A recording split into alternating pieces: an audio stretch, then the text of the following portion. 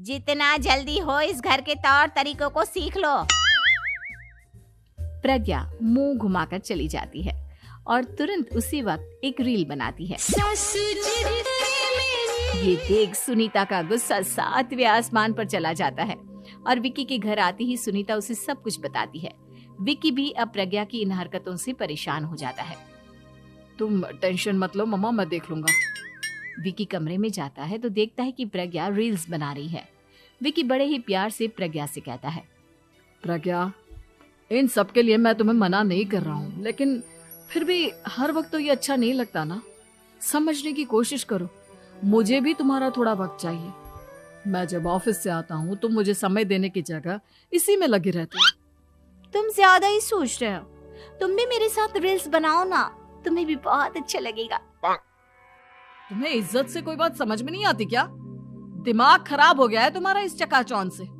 अगर तुमने अपना रवैया नहीं बदला तो मैं तुमसे दूर चला जाऊंगा। तुम ही रिश्ता लेकर आए थे, मुझे लड़कों की कमी नहीं थी और ना आज है। विक्की दरवाजा पटककर चला जाता है। धीरे धीरे विक्की प्रज्ञा से दूर होता जाता है। एक रोज मनीषा प्रज्ञा के ससुराल उससे मिलने जाती है।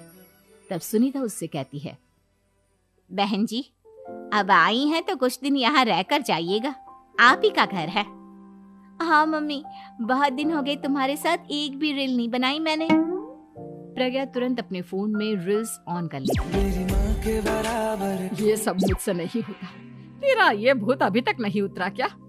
बहन जी, आप कुछ कहती नहीं क्या इसे? जब आप ही कुछ नहीं कर पाई तो मैं कर ही क्या सकती हूँ। सास तो वैसी ही बदनाम है। शाम को घर की लाइट चली जाती है और मनीषा प्रज्ञा से कहती है, मेरे घुटनों में बहुत दर्द हो रहा है, तू लाइट का कुछ इंतजाम करना बेटा। अच्छा, कैंडल जला देती हूँ मम्मा। प्रज्ञा गाते हुए कैंडल जलाती है और खिड़की के पर्दे के पास रख देती है। मनीषा, जिसे बहुत दर्द हो रहा है, वो सो जाती है और प्रज्ञा हमेशा की तरह अपने रील्स में लग जाती है। उधर कैंडल की वजह से पर्दा आग पकड़ लेता है और मनीषा के कमरे में आग लग जाती है। बचाओ, कोई है, बचाओ। सभी भागते हैं और विक्की कमरे की आग बुझाने में लग जाता है, लेकिन तब तक मनीषा आधी जल चुकी थी। मनीषा की हालत देख प्रज्ञा रोने लगती है। विक्की मनीषा को तुरंत हॉस्पिटल ले जाता है और उसे एडमिट कराता है।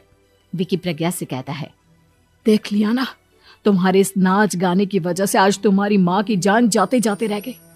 अब पता नहीं तुम और क्या चाहती हो। उधर डॉक्टर कहते हैं, इनकी हालत बहुत नाजुक है, आधे से ज्यादा जल चुकी है।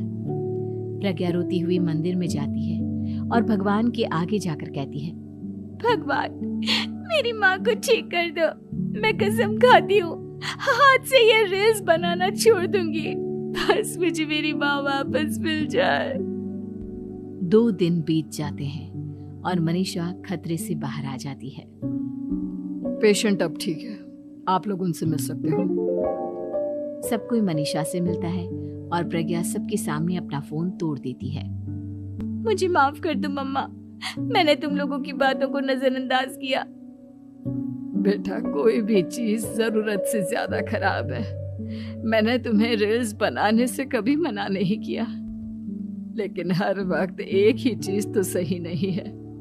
मैं समझ गई हूँ मम्मा, आई एम सॉरी। प्रज्ञा उस दिन से रील्स बनाना छोड़ देती है और पूरी तरह से अपने घर में लग जाती है।